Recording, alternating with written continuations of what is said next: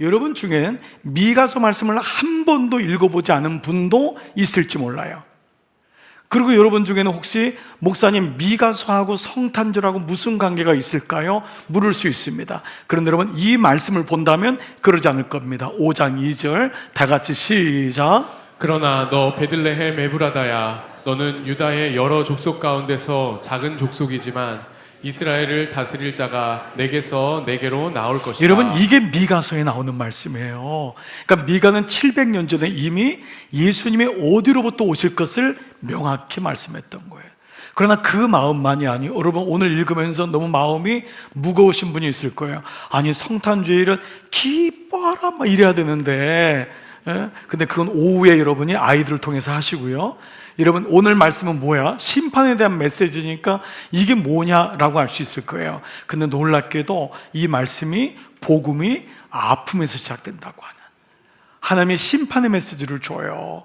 심판이 있기 때문에 구원이 있다는 거잖아요. 여러분 구원은 뭐가 전제되어 있는 거죠? 심판이 전제되어 있는 거예요. 용서는 뭐가 전제되어 있죠? 매맞음이, 처벌이 있어야지만 용서가 있는 거예요. 그렇기 때문에 구원은 뭐냐 하면 죽음이 전제되어 있는 것처럼 우리가 먼저 성탄의 메시지를 받기 전에는 뭐가 있었냐면 나는 구원받을 수 없다고 하는, 나는 절망이고 멸망이고 죄로 인해 죽을 수밖에 없다고 하는 그런 멸망의 심판의 메시지를 미가는 하나님의 마음을 가지고 전합니다. 이게 미가예요. 자, 그래서 미가의 뜻이 뭐냐면 주 같은 분 어디 있을까요? 이 미가의 이 말뜻이요, 미가 7장에서 그대로 나와요. 주님과 같이 내 마음 만지는 분 어디 있을까? 이게 미가의 뜻이에요. 주님과 같이, like Jesus, 주님과 같이 내 마음 아무도 만질 수 없습니다. 바로 이 말씀인 거죠. 미가는 남유다의 선교사였는데, 선교자, 선지자였는데요. 요담, 아하스, 히스기야, 이 세 번에 걸쳐서 왕들 가운데서 예언을 합니다. 그런데 이 미가는요, 먼저 북이스라엘이, 사마리아가 먼저 멸망하는 거예요. 북이스라엘. 여러분 다윗 이후에 북쪽으로 10지파, 밑으로 남 2지파. 그래서 북이스라엘, 밑에는 뭐죠? 남유다. 네, 이게 우리 계속 나눴잖아요. 북이스라엘이 먼저 망해요. 먼저 죄가 먼저 관영했던 거예요. 근데 그 북이스라엘의 멸망을 예언을 해요. 더 가슴 아픈 것은 그 망하는 것을 봐요. 본인의 입으로 너희 이러면 다 망한다. 그 망하는 정도가 어디냐면 완전히 짓밟힌다. 너희 자식들 다 끌려가 죽는다. 너희 아내들, 너희 딸들 다 강간당한다. 이게 실제로 일어난 거예요. 그럼 너희 자녀들은 다 굶어 죽는다. 멸망의 메시지를 선포하는데 그게 그대로 이루어진 것을 목도해요. 여러분 만약에 자녀에게 너 이렇게 하면 정말 망해 라고 했는데 망하는 것을 본다면 여러분 부모의 마음은 찢어질 거예요. 근데 이 말씀이 이 전제가 되어 있음을 보게 됩니다. 옛날에 이사야에 대한 그 영화를 본 적이 있어요. 선지자 이사야가 하나님의 이런 예언을 받아요. 환상을 받아요. 막 벽이 무너지고 군대가 쳐들어오면서 아녀자들이 다 강간당하고 자기 아이들이 굶어 죽고 이거를 보는 거예요. 하나님의 결국 그 심판에 대한 거를 이사야가 봤는데 이걸 감당을 못하는 거예요. 여러분 얼마나 기가 막히겠어요. 막 울어요. 하나님 이게 진짜입니까? 그런데 하나님이 더 기가 막힌 건 이거를 전하라는 거예요. 심판을 전하라는 거예요. 그러니까 막 이사야가 막 울면서 전합니다. 그 이사야가 어떻게 죽죠? 톱으로 켜서 죽여요. 그들이 귀를 막고 이사야에게 돌을 던지고 저런 나쁜 선지자면서 톱으로 켜서 죽입니다. 그게 여러분 이사야서거든요. 그리고 그 말씀이 이 목도했던 그 아픔을 정말 오늘 미가가 그대로 보여주고 있어요. 그래서 오늘 1절 말씀이 뭐냐면 이 사람이 누군지를 얘기하면서 어떤 것을 받았는가를 얘기합니다. 자, 펜들과 한번 읽어볼게요. 시작. 이것은 주님께서 사마리아와 예루살렘이 어찌 될 것인지를 모레셋 사람 미가에게 보여주시면서 하신 말씀이다. 네, 이 말씀인데 원래 원어는 계시다, 묵시라는 거예요. 앞으로 일어날 거니까요. 이게 앞으로 일어날 거다, 묵시란 말이에요. 자, 그래서 개역성경에도 묵시인데 그 말씀이 들린 거죠. 자, 그런데 이런 가운데 미가서를 보는 가장 중요한 핵심적인 단어가 있어요. 바로 뭐냐 하면 중복되는 단어인데 들어라 라고 하는 메시지예요. 쉐마. 쉐마 이스라엘, 들으라 이스라엘, 이런 많이 들으셨죠? 신명기 말씀. 이 들으라는 단어가 쉐마인데, 이 단어로, 자, 이 미가가 7장으로 되어 있는데 1장 2절에 먼저 처음 등장해요. 자, 같이 한번 읽을게요. 1장 2절 시작. 문민족아 너희는 모두 들어라. 땅과 거기에 있는 만물들아 귀를 기울여라. 주 하나님이 너희를 죄를 밝히신다. 들으라가 나왔죠. 그리고 3장 1절에 이제 두 번째 단락이 시작돼요. 3장 1절 볼게요. 시작. 그때에 내가 말하였다. 야곱의 우두머리들아, 이스라엘 집의 지도자들아, 내가 하는 말을 들어라. 이건 뭐냐 하면 부모들에게 들으라는 거예요. 애들이, 자녀들이 못 들으니까 부모된 너희요 들어야 된다 라고 하는 거예요. 세 번째는 6장 1절이에요. 시작. 주님께서 하시는 말씀을 들어라. 자, 이건 이제 변론에 대한 이야기거든요. 그러니까 자, 다시 미가서는 세 분류예요. 1장부터 3장, 2장까지 들으라. 3장 1절에 들으라. 그리고 6장 1절에 들으라. 그러니까 이 말씀은 쉐마인데 그냥 들으라가 아니라 꼭 들어야 된다. 그 이 앞에 있는 뭐예요? 그 오미가 달라요. 쉐마인데 이 쉐마, 미 쉐마 이런 단어 뭐냐면 너희에게 내가 말한다. 꼭 들어야 된다. 내가 간절하게 말한다. 꼭 들어야 된다. 근데 이스라엘 백성은 듣지 않죠. 그래서 오늘 말씀을 좀 더 이렇게 상황적으로 본다면 마치 이거예요. 부모가 자녀에게 너 꼭 엄마 얘기 좀 들어줘. 아빠 얘기 좀 들어줘. 그 말 속에는 어떤 전제와 상황이 있냐면 첫 번째는 이 아이가 말씀을 듣지 않는다는 거예요. 그 왜 안 들을까라는 거예요. 왜 안 들릴까? 말씀이 왜 안 들릴까? 이거죠. 여러분 똑같이 예배를 드려도 어떤 분은 말씀을 내게 주시는 말씀이구나 듣는 분이 있는가 하면 어떤 분은 주무셔요. 말씀이 안 들리는 거예요. 예, 그냥 아무 말씀이냐 어떤 건지 잘 모르는데요. 그렇게 예배를 오래 드렸는데도 말씀이 안 들리는 거예요. 그 이유가 뭘까? 두 번째는 바로 그 부모가 어떤 메시지를 줄까? 이 말은 I have a message for you 이거잖아요. 내가 너를 위한 메시지가 있어. 하나님이 들으라고 한다면 뭔가 메시지가 있다는 거죠. 세 번째는 이 메시지를 할 수밖에 없는 내 마음을 너는 아니 이거예요. 하나님의 마음. 이 세 가지로 한번 말씀을 묵상해 볼게요. 자, 이게 이제 1장에 나와 있는 말씀인데 사실은 이게 성탄절의 메시지입니다. 성탄절이, 우리가 성탄절은 늘 목자, 동방박사 이거만 얘기해서 그렇지 원래 성탄절의 진의는 이 세 가지 질문에 다 들어가 있어요. 자, 첫 번째, 왜 이스라엘은 듣지를 못했을까? 여러분, 예수님이 오신다는 메시아 온다는 얘기를 계속 했어요. 그런데도 예수님 당시에도 그들은 모르는 거예요. 헤롯 태왕이 알지를 못하는 거예요. 왜 못 들을까요? 자, 이게 첫 번째 이제 질문이죠. 우리가 묵상하고 있는 느헤미야를 볼게요. 자, 느헤미야에 보면은 느헤미야가 이스라엘의 죄를 드러내는데 첫 번째가 우상 숭배, 두 번째가 불신결혼이에요. 자, 이게 우리가 아픔이기도 한데 왜 이걸 자꾸 지적할까요? 왜? 이것이 그들의 예배를 가로막기 때문에 그래요. 우상 숭배가 되면 일단 예배가 안 돼요. 근데 이게 어려운 이유는 뭐냐면 예배 기능이 멈춰지는 거예요. 여러분, 이거를 지난 금요일 날 10분의 1의 영성에 대해서 말할 때 왜 10분의 1을 예루살렘에 집어넣으라고 했죠? 영적 활주로에 대한 말씀을 드렸어요. 이게 있어야 되는데 이게 없는 거예요. 영적 활주로가 없으니까 말씀이 들리질 않는 거예요. 영적 활주로는 뭐죠? 비행기가 뜨고 하나님이 임재해야 된단 말이에요. 내 안에 말씀의 길이 닫혀야지만 하나님이 내게 말씀해도 들리거든요. 내가 기도의 길이 닫혀야지만 하나님이 나에게 말씀할 때 기도를 통해 소통하는데 이게 안 되는 거예요. 세상적인 마음으로 꽉 차 있는 거예요. 활주로가 없어요. 그래서 이사야 말씀이 내가 너에게 광야의 길을 만들고는 뭐예요? 그 길이 대로거든요. 그 길이 오늘날로 말하면 뭐예요? 영적 활주로인 거예요. 즉 영적 활주로가 없으니까 말씀을 아무리 줘도 랜딩이 안 되는 거예요. 왜? 마음이 강팍해지고 영적 활주로가 없으면 말씀이 안 들린다. 두 번째, 그러면 하나님은 도대체 어떤 메시지를 가지고 있냐? 이거잖아요. 하고 싶은 말이 뭐냐? 하나님이 너무 아픈데 죄에 대해서 말씀하세요.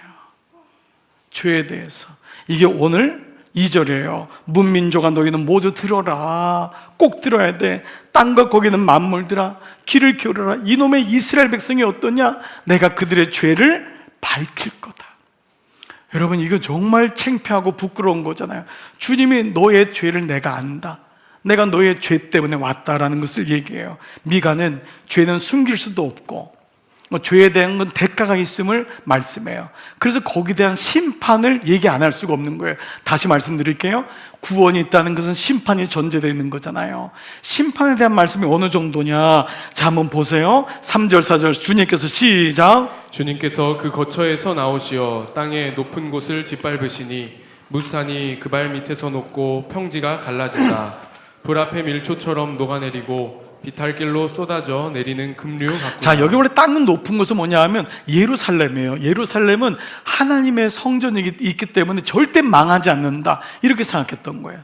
우리는 예루살렘만 들어가면은 또 하나의 영역적인 뭐냐면 내가 아무리 높은 곳에 있어도 하나님이 멸하시면 내려오면은 그건 급류같이 흘러간다는 거예요. 여러분, 정말 우리의 인생이 높아진 것 아무것도 아닙니다.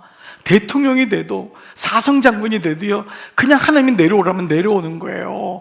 그게 급살물처럼 내려온다는 건 너희 자랑할 것이 아무것도 없는 게 인생이다 라고 하는 것을 심판에 비추어서 말씀해요. 그래서 6절에는 아주 실제적으로 내가 사마리아를 빈들의 폐허로 만들고 포도나무를 밭으로 만들고 그 성에 들어온 골짜기에 쏟아붓고 땅의 기초가 드러나게 하겠다. 실제로 이 일이 일어난 거예요. 미가는 이것을 야곱의 죄와 이스라엘 집안의 범죄라고 해요.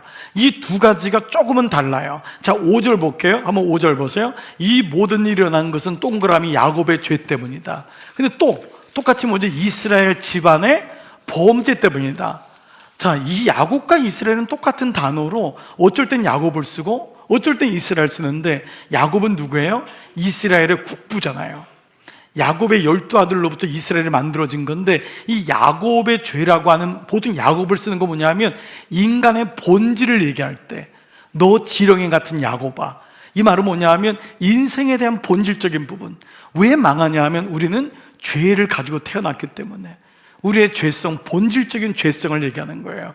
우리가 죄를 져서 죄인이 아니라 죄인이기 때문에 죄를 진다고 하는 이 말씀의 본질적인 부분이 야곱의 죄예요. 그래서 나는, 우리가 복음이 들어오면은요, 주님 저는 죄인입니다, 이 고백이 자동으로 되는 거예요. 두 번째 뭐냐 하면 행위적으로 지은 죄가 이스라엘 집의 범죄라는 거예요. 내가 죄를 지을 수밖에 없는 이런 항목들을 보니까 기가 막힌 거예요. 내가 의인인 줄 알았는데 하나님이 내 죄를 다 드러내시는 거예요.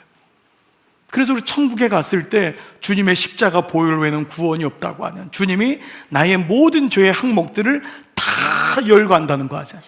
근데 놀랍게도 주님의 십자가의 보혈, 복음이 떨어지니까, 그 보혈이 떨어지니까 그 항목들이 사라지고 주님의 십자가로 인하여 내가 구원받는 길이 열린 것과 마찬가지인 거죠. 그래서 이것이 너희들도 예외가 아니다, 구원을 받은 이스라엘에도 예외가 아니에요. 이 말씀은 우리도 마찬가지라는 거예요. 그 말씀이 9절에 보니까요, 이것은 사마리아의 상처, 그 죄가, 사마리아의 죄를 사람들은 욕했거든요. 그 죄가 고칠 수 없는 병이 되고, 이거를, 이 본문을 키르케고르가 죽음에 이르는 병이라는 책으로 쓴 거예요. 고칠 수 없는 병이 뭐냐면 죽음에 이르는 병. 키르케고르는 죄와 절망을 얘기하죠. 죽음에 이르는 병이 되고, 그 불치병, 그 죄가, 고칠 수 없는 불치병이 유다까지 왔고, 그것이 심지어 이제는 예루살렘 도성에 있는 너희에까지 왔도다. 너희도 예외가 아니다. 그리고 지금 성문 앞에까지 왔다라는 것을 얘기합니다. 어떤 사람도, 죄와 관계없는 사람은 아무도 없다. 너희가 죄인이다람을 고백하고 있어요. 그래서 하나님은 너희가 어떤 존재인지를 드러내요. 그게 메시지인 거예요. 그래서 심판은 내가 죄가 없다고 하고 죄를 부정하고 인정하지 않음에서 시작되는 거예요. 그러나 반면 구원은 내가 죄가 있음을, 죄를 인정하고 자백하면서부터 구원이 이루어진다는 거예요. 오늘 우리가 죄를 가지고 왔지만 이 시간 여러분 주님 앞에, 주님 제가 죄인입니다, 제가 정말 알게 모르게 죄를 졌습니다, 그 고백을 통하여 우리의 모습이 하나님께 드러나고, 그때 복음이 거기서부터 시작되는 놀라운 은혜가 있을 줄 믿습니다. 요한이 이걸 본 거죠. 요한 1서 1장 8절 9절, 만일 우리가 죄 없다고 한다면, 우리는 스스로 속이는 자라는 거예요. 거긴 구원이 없어요. 진리가 없어요.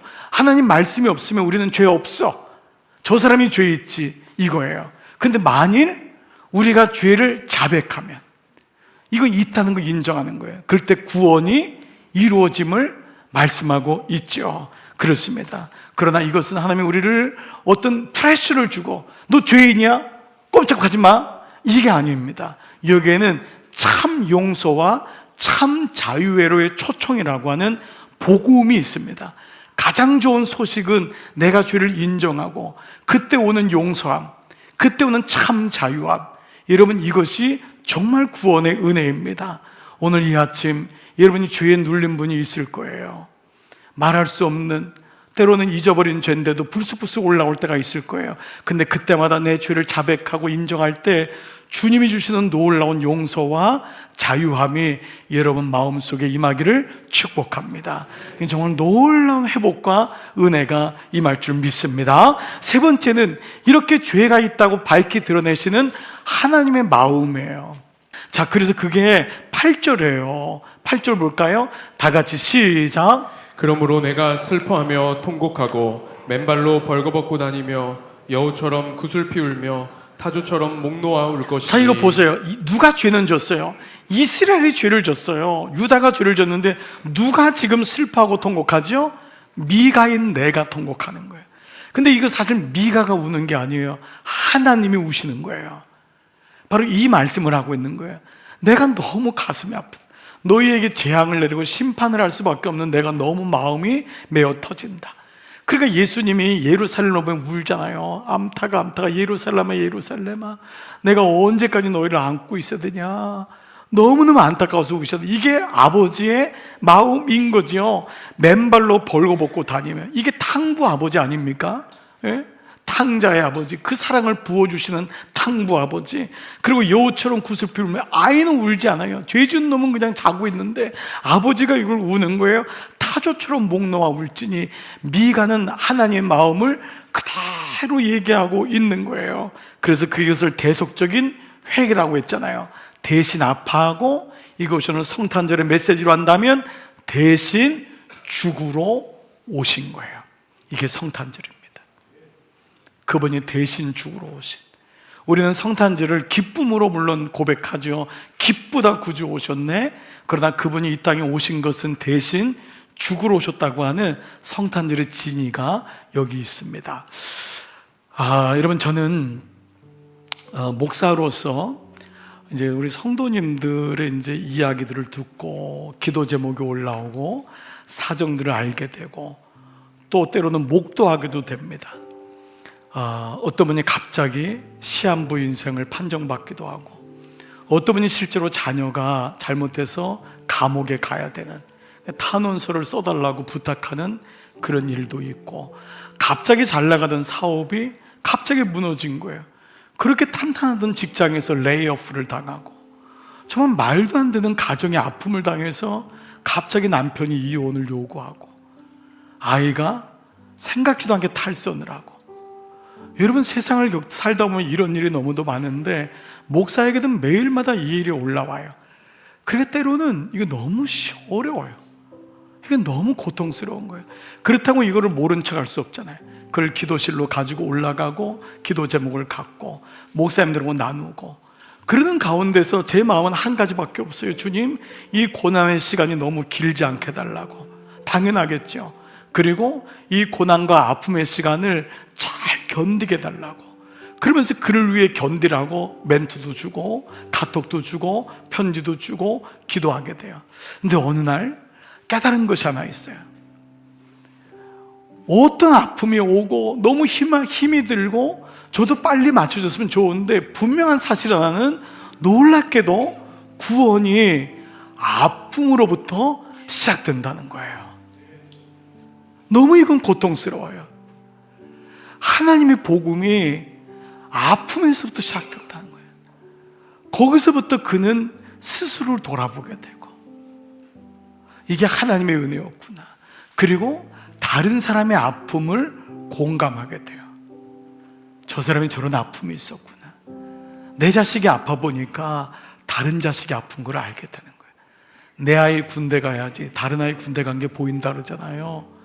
그 마음이 느껴지고, 그리고 무엇보다도 하나님 마음이 어떤지를 비로소 알게 되는 거예요. 영적 아비와 어미의 마음에. 근데 어느 날 우리가 잘 견디잖아요. 그래서 그러다가 어느 날 말씀을 보다가 좀 놀랍고 충격을 받은 말씀이 있어요. 그게 베드로후서 3장 8절의 말씀인데, 고난받는 그리스도인에게 드린 편지예요. 베드로후서 너무 고난이 힘들어하는 그들에게 뭐라고 하냐면, 이 베드로가 이렇게 그들을 위로해요. 자, 보세요. 사랑하는 자들아, 지금 고난 가운데 있는 거예요. 아픔 가운데 있는 거예요. 죽게는 하루가 1000년 같고 1000년이 하루 같다는 이 한 가지를 잊지 말아라. 지금 너희가 시간이 안 간다고 너무 어려워하지 말라는 거야. 이게 유다의 속담 같은 거거든요. 이 얘기를 하는데 그 다음 얘기가 너무 놀라운 거예요.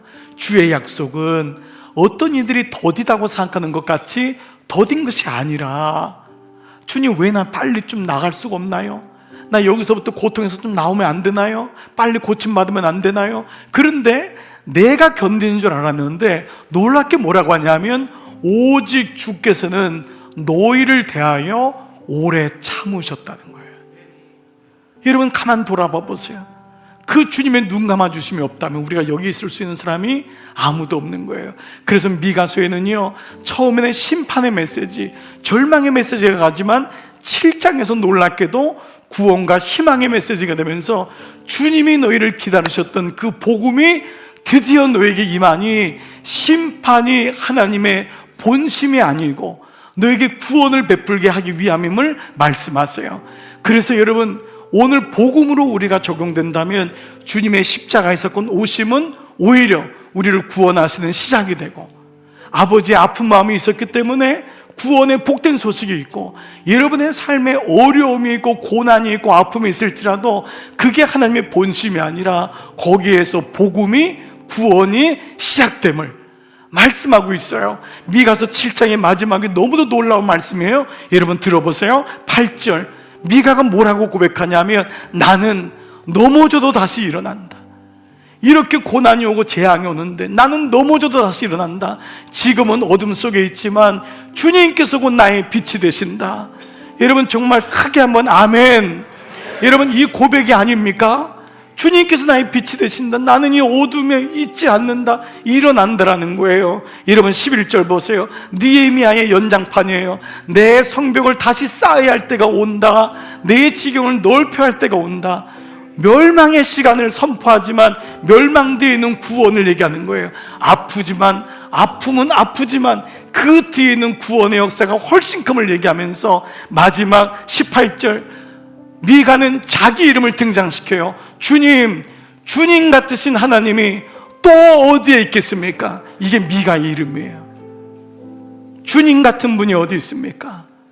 오늘 미가가 이렇게 끝나고 있어요. 그래서 성탄의 이 소식은 아프지만 복음의 시작이고, 이 성탄을 통하여 온 백성에게 미칠 큰 기쁨의 소식이 되는 줄 믿습니다.